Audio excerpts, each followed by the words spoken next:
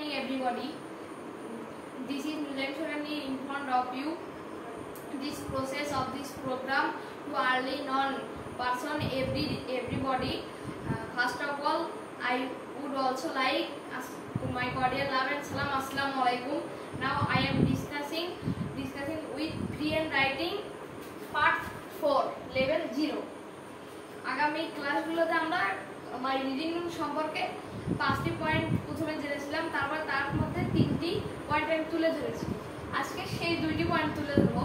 তার আগে আমরা আরেকবার একটু মনে করার চেষ্টা করি এর আগের ক্লাসগুলোতে কি ছিল। প্রথমে ছিল স্টার্টিং, মানে শুরুতে my name is Nilesh Sharani, I am a student, I have a nice reading room, এটা প্রথমে ছিল স্টার্টিংয়ে।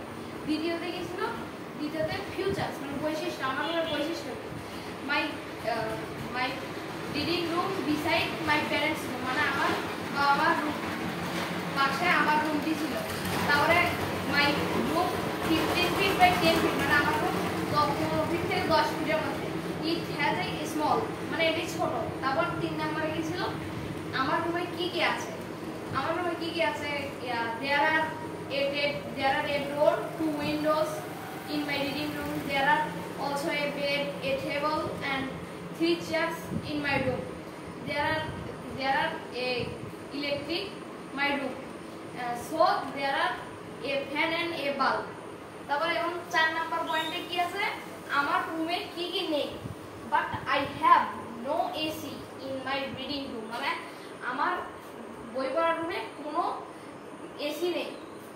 5 নাম্বার ছিল কি? এন্ডিং, মানে শেষে আমরা কি করব? Reading room is very important things for a student, মানে একজন শিক্ষার্থীর জন্য তার রিডিং রুম খুব প্রয়োজনীয়। Every student should have a nice reading room, মানে প্রত্যেকটি শিক্ষার্থীর একটি করে নাইস, মানে সুন্দর রিডিং রুম থাকা প্রয়োজন।